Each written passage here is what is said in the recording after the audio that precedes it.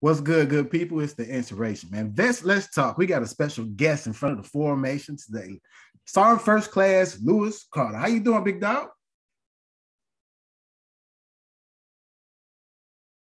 I'm doing claim I was what do they call that thing where I don't know, where they're getting all these guys who are faking stuff. Oh man. It slips my mind right now.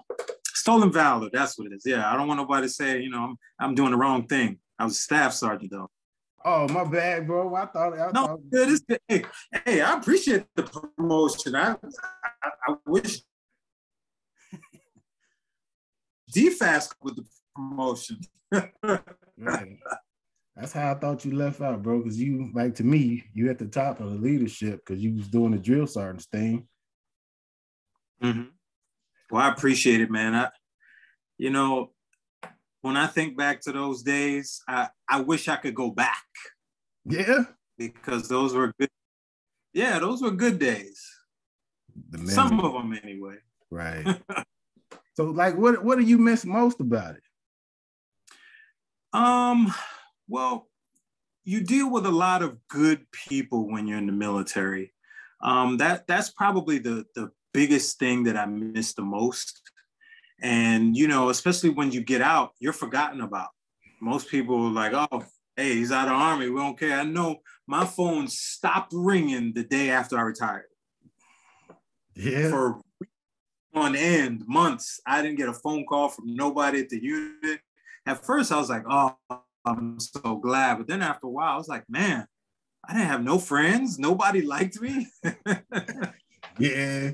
You just become this person that, hey, just throw his number in the trash and forget about him. You become that guy. Yeah. I tell people that a lot, man. Like, when you get out, ain't nobody gonna talk to you no more. No, you're done. That's it. Yeah. So, like, let me ask you a quick question. Where were you during 9/11? Oh man, everybody's got a story. Right. So my story is I was a recruiter at the time, and I was living in Massachusetts, Hudson, Massachusetts, to be exact. So I was at work. I had to go see one of my delayed entry program people, someone who I inherited from another recruiter because he left. And I went to go see, and his father, in his New England accent, said, "Hey, Sergeant Carter, come inside and come see this." I said, okay. So I went inside and I looked. I said, I never seen that movie before. What is that? He said, "That's no movie, Sarge. That's real." I said, "No." Wow. Are you kidding me? So I stood there and I watched, and I was like, wow. And as I was watching, the second plane crashed into one of the towers. And I thought, oh my God, what is going on? So a couple of minutes later, I called my parents, and they were actually watching the news as it happened. And, I was glad that I was able to contact them at the time. And then I got a call from my boss, and he said, "Hey, we're having accountability. I need you to come into the office." I said, "Okay, no problem." So, I left, and, we did all our accountability. They said, make sure you call your families, and, especially those of us who have family in New York. Right. I mean, my dad worked downtown. So it was very important for us to get in contact with people, and we did. And, at least for me, everything was good. But, it's unfortunate for those who ended up losing people during that time. Right. Okay, let's jump off into these questions, man. What constitutes as a good leader to you? Oh, man. Leadership is a huge deal in the military. And it's not as strict on the outside. Right. Now, what makes a good leader is there's many things, actually, and there's some that I wish that some of my terrible leaders would have had. And some of that is, don't abuse your position Yes. You know, we know that you're in charge. We know that you're the guy that the big people are going to come to when the job isn't done. We've already established that. So you don't have to come to the little guy and push them around. You know, in the Army, it's, oh, well, I'm a sergeant first class. You be quiet and this, that, and the other. And it's like, you really have to say that to me? Like, I know what's on your chest and what's on your collar. You don't have to tell me that. A good leader listens. A good leader is never too proud to listen to those that work for him. I never want to say someone who works beneath you, because that seems insulting. Right. Someone who works for you, you should be willing to listen. Some of the best lessons and things that I've learned were from those who worked for me. You know, I was never too proud to ask a private, hey, can you show me how to do that real quick? You know, and one, it helps you. And then two, it helps that person or that soldier who says, wow, guy in charge came to me for help. I must know what I'm doing, you know? So sometimes you want to be able to build up your people in that way. And that's another thing. In the Army, we never really spent, or we don't spend enough time building up the people that work for us. It's just, hey, go to work. And then you give them this generic certificate of appreciation, or you handshake them with a coin. Like, look that dude in the eye and ask him something about himself to show that you care. You know, we got away from that. And it takes a special skill. A lot of people aren't able to do that. You only see the mission, get it done. And then after that, you thank your people, but you say, hey, guys, I appreciate the hard work. Okay, let's go back to work. Nobody cares about that, you know? So those are some of the things that I would say, but leadership is it's one of those things that you have to learn as you go, and you have to make sure you pay attention to the leadership before you, because a lot of times some of the best lessons that you learn are from the bad stuff that your leaders have done. It's not always good, you know? Yeah, my NCO in charge taught me how to do this. However, he yells at his soldiers all the time. He never has nothing nice to say about it. I put that in my mental Rolodex, and that's what I use when I become a leader. I say, hey, you know what? Yelling doesn't get anything done. Right. The guys are just tuning you out. Pretty much. So in a nutshell, you got to know how to follow before you can lead. Oh, absolutely, man. Absolutely. You know, we put, and I constantly say we because I'm retired, but, you know, it applies in the civilian world too. We put people in charge who don't need to be in charge. That is true. And you see that a lot in the military. Sometimes those people are forced to be in charge. But if you didn't learn how to follow, you didn't learn how to take orders, you didn't learn how to be led, then you can't lead. Right. It's impossible for you to lead because you don't know what it's like. You know, you should be able to say, or you should be able to have had someone in a leadership position over you who says, who you're able to look at and say, wow, you know what? That's a good leader. And when I get in that position, I want to be just like them. Wow. Or I want to do those things, you know? But in order to lead, you have to have learned how to follow. Right. So what are some criteria of being a good mentor? A good mentor? Yeah. The biggest one is experience. Right. You know, if you are in counseling and you go to a counselor because you are trying to learn how to deal with your children, and your counselor says to you, oh, I don't have any children. However, I understand what it's like because I've had to, you know, change a diaper here and there. No, you don't know. You don't have any experience with that. So you can't tell me that, you know, you feel me, you know, but that experience is what you absolutely need to be able to be a good mentor. And then you have to be able to communicate effectively.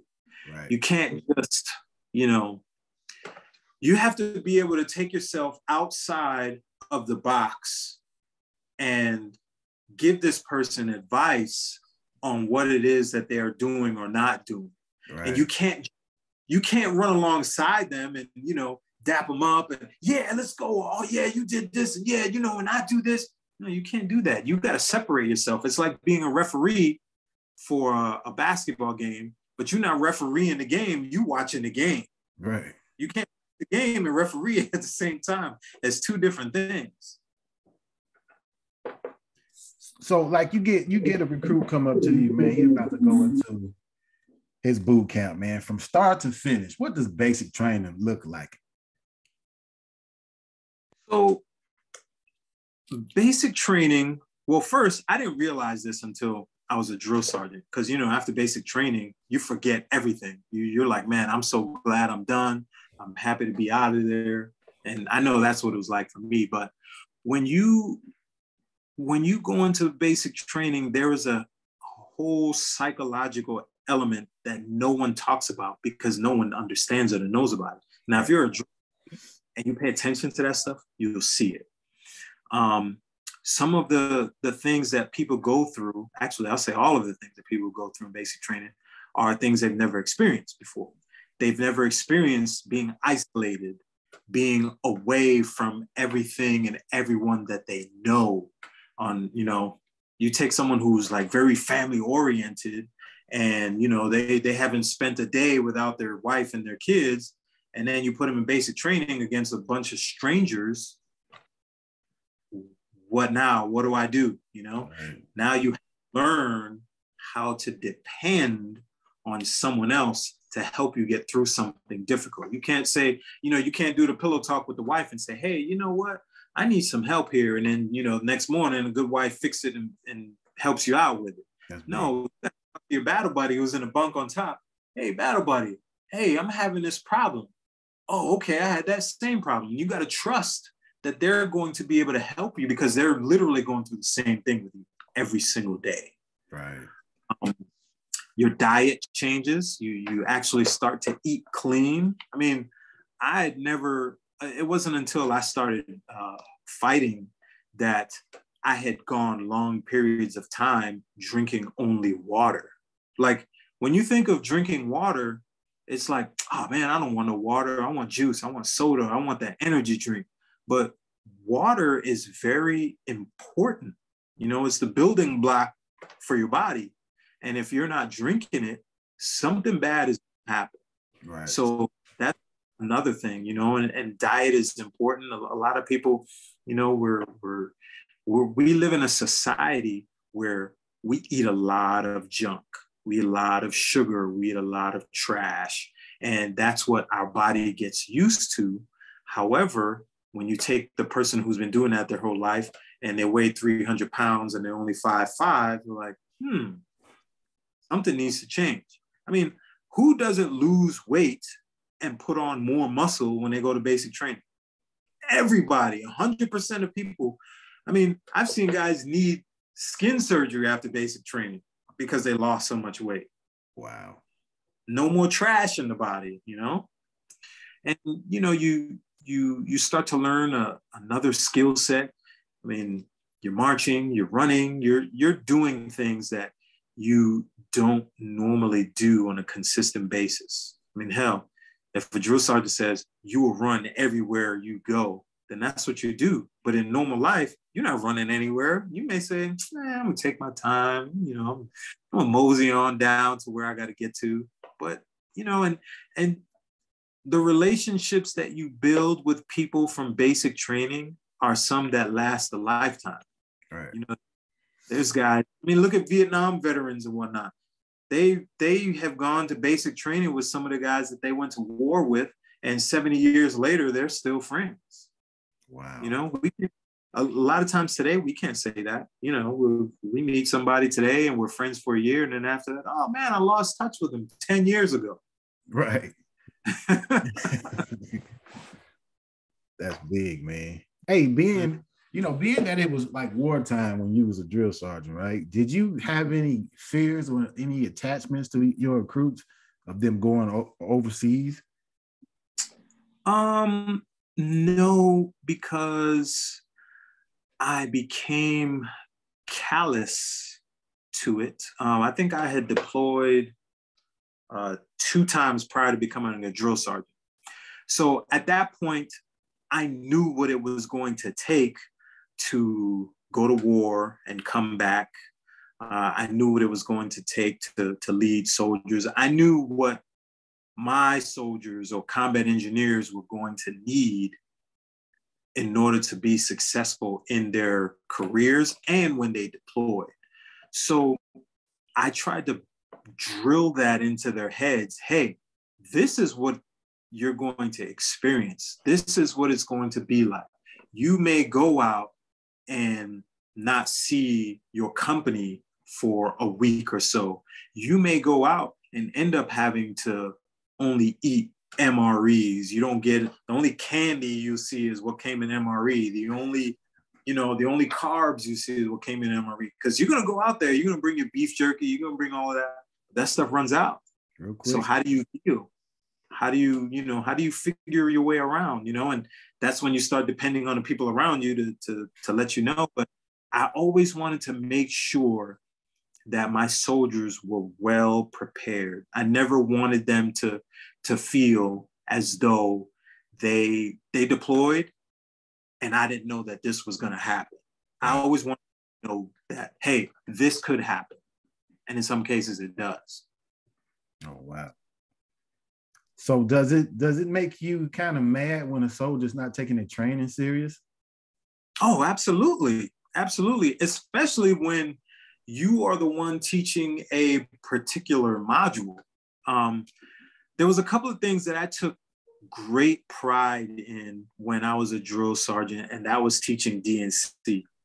DNC was huge for me. As a matter of fact, when I was a drill sergeant, my platoon always won DNC competitions. It was hands down. Like everyone, all the other drill sergeants, oh, I'm going to win it this cycle. No, you're not. I'm going to win it. And I always made sure that my soldiers got it. Some don't know the left from the right, but I take into consideration that I was just that same guy who didn't know his left from right, So you have to, who's not taking it seriously, and you pull them to the side and you cuss them out and you let them know, hey, it's not the marching, it's the attention to detail. It's, if I tell you to turn your hand to the left, you need to make sure you turn your hand to the left when you're saluting, because if you don't, you're going to look like crap. That's no different than, hey, if I tell you to buckle your chin strap, you need to buckle your chin strap, because what happens if we have to start running and that thing bounces off of your head and now there's bullets coming and you get shot? Right. You didn't pay attention, So it's very important that the soldiers are taking the training seriously, but you have to impart upon them that they take it seriously, because it's very easy for me to say, oh, this training is boring. I'm not going to do it. I'm not going to put in, my best foot. And you see those guys and, you grab them and you say, hey, pull your head out of your ass and let's get it right. Right. Man, that's amazing. I'm picking up what you're throwing down. Hey, man, let's jump into this Brazilian Jiu-Jitsu, man. Explain some of that to us. What gives you the motivation to do that, my brother? Fold them up. So I got started. I wish I had the certificate in front of me so I could see the year. But when I was in the Army, I got started with the Army Combatives program.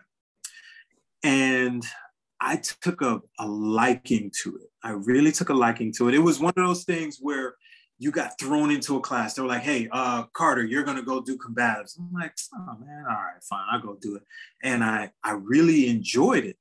So much so that I went to different units so that I could participate in their PT when they were doing combatives. Wow.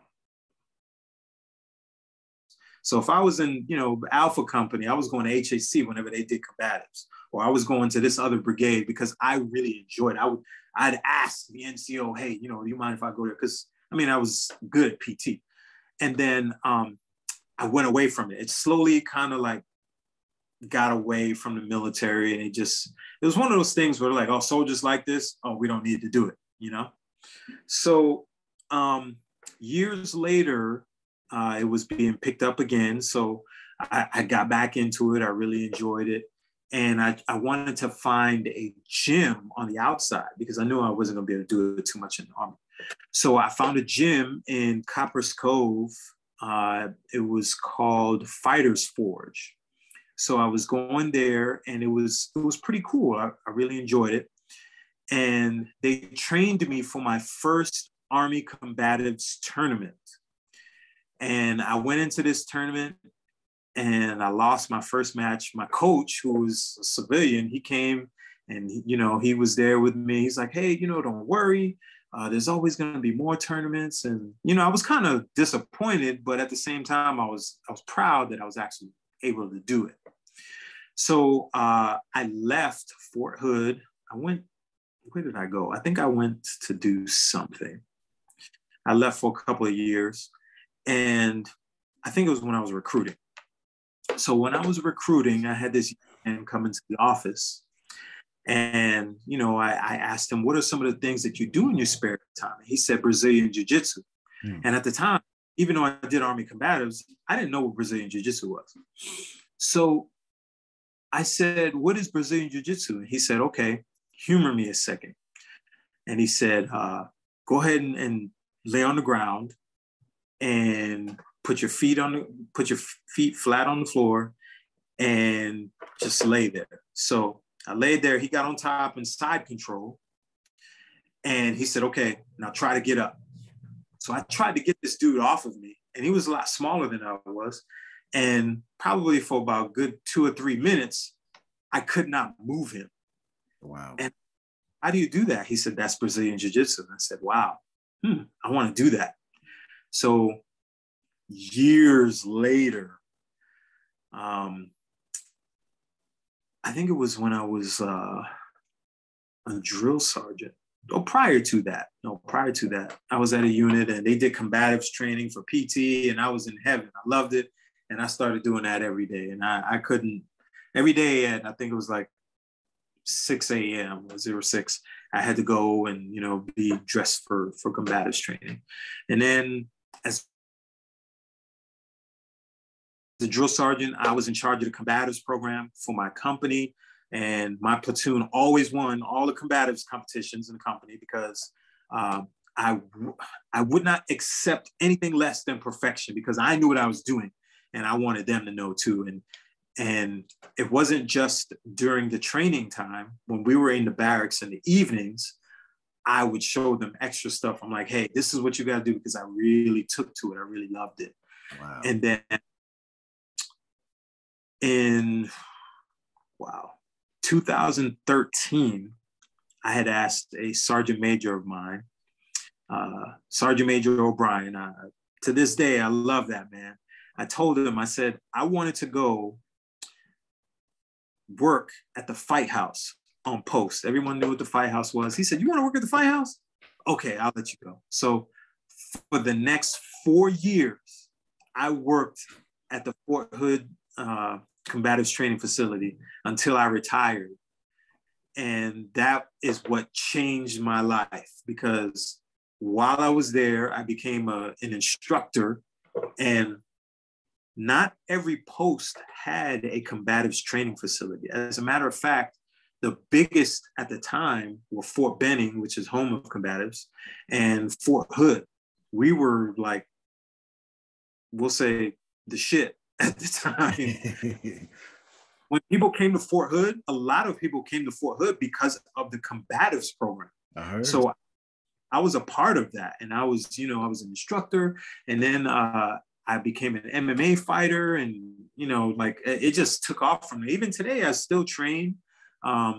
Since I moved from Texas, I don't train as much, and I don't get to teach, which was probably the that's the most disappointing thing, because I'm the new guy at the gym. They don't care about who I am. Right. Whereas when I was in Texas, I was that guy. I was the man. You know, with the area being as small as it is, a lot of people knew who I was, or we all knew each other. We all trained together. It didn't matter if we were at different gyms. Every weekend or so, we would all get together and we would still train, you know? So it's definitely a good community, but that was my journey into Brazilian Jiu-Jitsu. That's big, man. So would you say, like, the characteristics that the Army bestows upon you, would you say that the military gives you the tools to stay motivated to continue to do Brazilian Jiu-Jitsu? It goes both ways.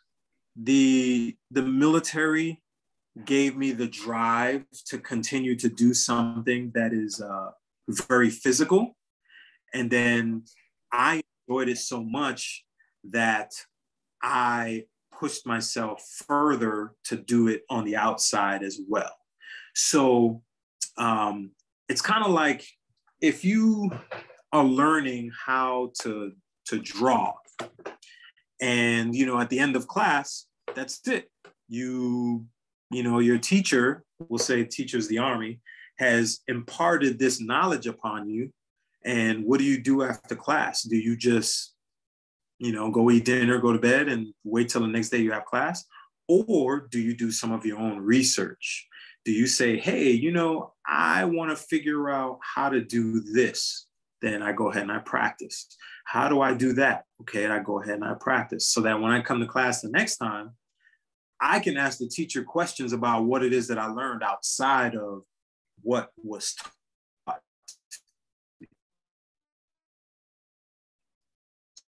So if you take that from the Army, be strong, be physically fit, and continue to do this stuff. Okay, so let me see where else I can take this. And especially in Brazilian Jiu-Jitsu, you got to train all the time. If you don't use it, you lose it. Right. And if you're not in shape, after a 5-minute match, you're gonna be sucking. Right. Hey, do you mind real quick showing telling us your age, bro? Oh, I just had a birthday on the 10th. I'm 44. Hey, look at that. Huh? He's still kicking tail at 44. Yeah, I'm 44 years. As a matter of fact, I have a competition next month in Connecticut that I'm going to be competing at. Oh, wow. I competed I competed last month, Eastern competition, as a matter of fact. And, you know, one of the times that I competed, actually, this was for an MMA fight. I was 36 years old, and my opponent was literally half my age. He was 18. Wow. So competition, the age doesn't matter. As a matter of fact, I did a tournament in Texas, and this kid, man, he was giving me the business. And I'm like, wow, this guy's really good. So at the end, you know, we got to talk. And I was like, wow, you know, you look really young. You're in shape. Like, how old are you? He said, I'm 16 years old. And I said, what? And here I am, a 40-year-old man, and this dude was whooping my ass. And I think he was one of those kids who was, he was like his dad's late child, because his father, whom when I saw him, I thought was his grandfather. He said, no, this is my, you know, he said, hey, this is my dad. His dad looked like he was 60 years old. So I think his dad was getting it in. And that's, you know, he had those good genes. But you know, it doesn't matter how old you are, man. If you really want to compete, get after it. And some people think that you have to go balls to the wall starting out. Like everyone says, oh, I could never do what you do. Why? You are not going to be at the level that I'm at when you start, but it doesn't mean you can't start. It doesn't mean you get into it. Yeah, you already set yourself up for failure. Yeah, if you say I can't, you won't. You just can't. Hey man, I appreciate you for your time. Really, thank you for bestowing some of that knowledge upon me, because actually I got a lot from what you said about mentorship. Like really. Yeah. I really appreciate you. Like, I really appreciate you when we was in Warhorse. You know, I even seen you in the back of the gym doing Brazilian Jiu-Jitsu a couple of times, if I can remember right. Yeah. I remember. So, man, I think we had a civilian who was teaching us, but yeah, man, even back then I got into it, you know? Yeah. So that's major, man. Man, I appreciate you for staying in your health at such an age. Like, it doesn't stop after the military. You got to take care of yourself. If you don't take care of yourself, things will follow big time. Because you know the Army is like 1 year is like 5 years on the body. Yeah. You know, you run into a lot of guys who are retired. I had a friend of mine. I saw him in the PX. I hadn't seen him in probably at a minimum 5 years. And he walks up to me. He goes, "Carter, what's up?" And I looked at him, unrecognizable. I had no idea who this dude was. And he's like, "Oh, it's me, Hammer." I was like, "Oh, hey, I didn't want to tell him, hey, whoa, you look bad." But, I was just like, "Hey, it's good to see you." And I wanted to say, "Man, you need to take better care of yourself." But, sometimes you don't want to say that. Yeah, I had to learn the hard way.